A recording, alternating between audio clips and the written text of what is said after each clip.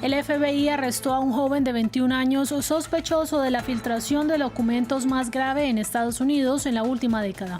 Se trata de un empleado de la Guardia Nacional Aérea, detenido en Massachusetts, a quien se acusa de haber compartido esta información confidencial en una plataforma de mensajería instantánea. Por segunda vez y durante más de 7 horas, el expresidente de Estados Unidos, Donald Trump, declaró ante la Fiscalía General de Nueva York en el marco de una investigación civil por supuesto fraude con sus empresas. El comienzo del juicio para este caso está programado para el 2 de octubre. Tenemos el reporte desde la Gran Manzana. Nuevo capítulo en la crisis carcelaria en Ecuador. 3 guardias fueron asesinadas en un atentado cometido por presuntos sicarios en Guayaquil. Esto ocurre apenas un día después de la muerte de 6 reos en el pabellón de un penal de la misma ciudad costera. Ampliamos desde Quito. Bienvenidos a este resumen informativo con las noticias más importantes de la jornada en el continente americano. Los acompaña Daniela Blandono. Comenzamos con noticias del FBI que arrestó a un joven militar señalado de ser el principal sospechoso de revelar información confidencial sobre la guerra en Ucrania y otros datos delicados relacionados con varios aliados de Estados Unidos. Hasta el momento no se han podido esclarecer las implicaciones diplomáticas ni de seguridad nacional de las revelaciones, pero el presidente Joe Biden hizo un llamado a la calma. Andrés Triviño nos amplía. Un escándalo de filtraciones. El FBI arrestó a Jack Teixeira, el principal sospechoso de filtrar múltiples documentos clasificados del Pentágono, considerado como la mayor fuga de material confidencial desde el caso de Wikileaks en 2010 y que tiene a Estados Unidos y a sus aliados en el ojo del huracán. El Departamento de Justicia arrestó a Jack Douglas Teixeira en relación con una investigación sobre la supuesta extracción, retención y transmisión no autorizada de información clasificada de defensa nacional, compartiéndola como empleado de la Guardia Nacional de la Fuerza Aérea de los Estados Unidos.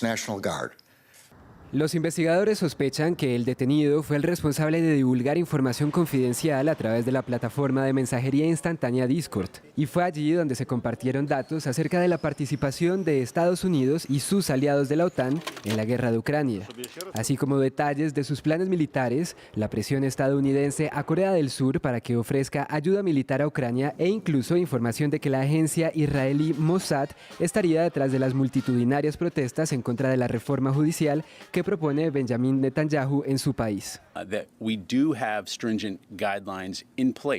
Tenemos pautas estrictas para salvaguardar la información confidencial y clasificada.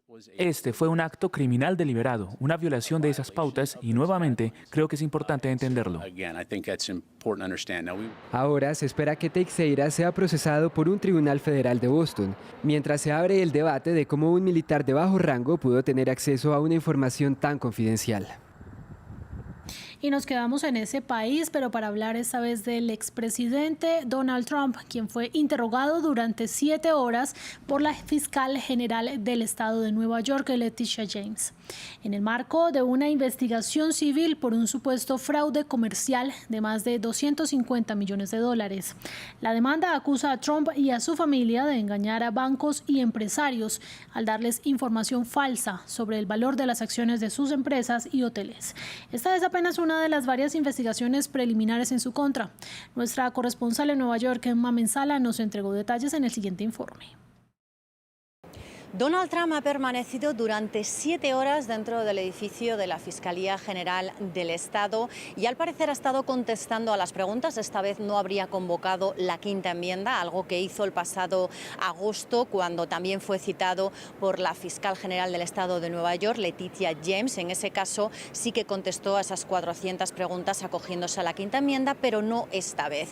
¿Por qué estaba citado aquí? Bien, por una demanda civil que habría presentado la Fiscal General del Estado de Nueva York, Letitia James, acusándolo a él, a la organización Trump y a 3 de sus 4 hijos de haber realizado una serie de fraudes, de haber mentido en los informes, de haber inflado sus propiedades en cuanto al valor para conseguir mayores beneficios. Letitia James ha dicho que esta investigación, la investigación que hay detrás de esta demanda, ha tardado en hacerse 3 años y precisamente comenzó en el 2019 cuando el exabogado personal de Donald Trump confesó ante el Congreso una serie de irregularidades en las empresas. En aquel momento, Michael Cohen dijo que la organización Trump habría inflado el valor de algunas de sus propiedades para obtener, como digo, mayores beneficios y habría infravalorado el de otras para obtener también ventajas fiscales. El juicio por este caso está previsto que se celebre el 2 de octubre y en esta ocasión la fiscal general Letitia James está pidiendo al juez que castigue a Donald Trump con una multa de $250 millones y que le prohíba volver a trabajar, volver a realizar negocios en el estado de Nueva York. Cambiamos de información. El dueño de Twitter, Elon Musk, anunció que habilitará una herramienta para que los usuarios puedan cobrar por sus contenidos. Sin ofrecer mayores detalles, el magnate dijo en su cuenta personal que durante los primeros 12 meses la empresa no retendrá ningún valor por estas suscripciones, aunque Apple y Google sí se quedarán con el 30% por el uso de sus tiendas de aplicaciones. Musk ha venido realizando cambios para aumentar los ingresos tras el desplome de la publicidad del año pasado antes de que comprara la red social. Uno de ellos fue el cobro por tener las cuentas verificadas. Y en Ecuador, 3 guardias de prisiones murieron mientras departían frente a la penitenciaría del litoral de Guayaquil, la más grande del país. Según las autoridades, se trató de un atentado cometido por presuntos sicarios. El ataque empeora la crisis carcelaria en esta nación, que apenas un día antes se había exacerbado con la aparición de 6 reos ahorcados en un centro penal de la misma ciudad. Nuestro corresponsal en Quito, Gustavo Ortega, nos contó detalles.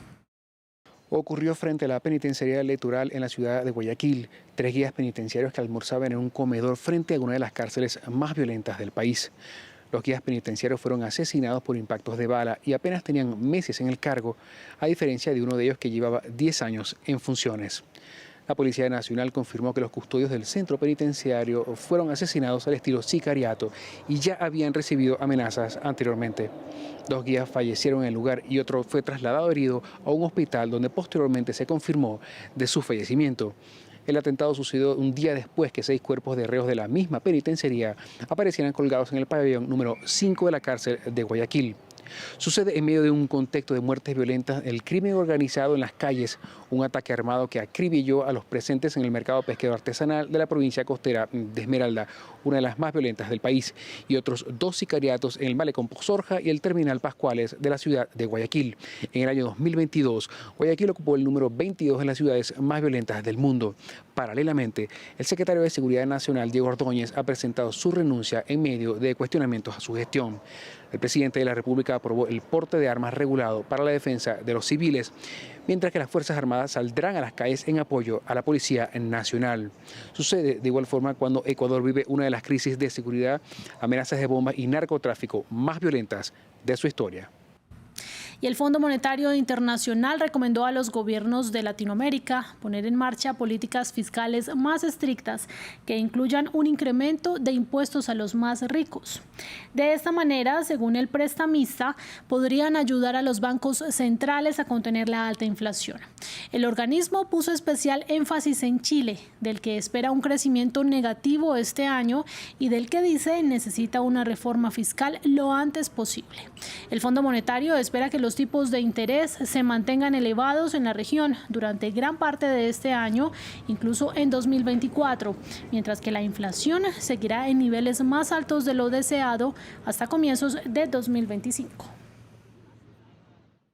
Y el presidente de Brasil, Luis Ignacio Lula da Silva, junto con el de Colombia, Gustavo Petro, y el astro argentino Lionel Messi, son algunos de los 7 latinoamericanos presentes en la lista de las 100 personas más influyentes, según la revista Time. Petro y Lula se encuentran en la categoría de líderes, mientras que Messi aparece en la sección de titanes. También figuran personajes como las actrices Salma Hayek, mexicana, y Zoe Saldaña, de la ascendencia dominicana, así como Pedro Pascal.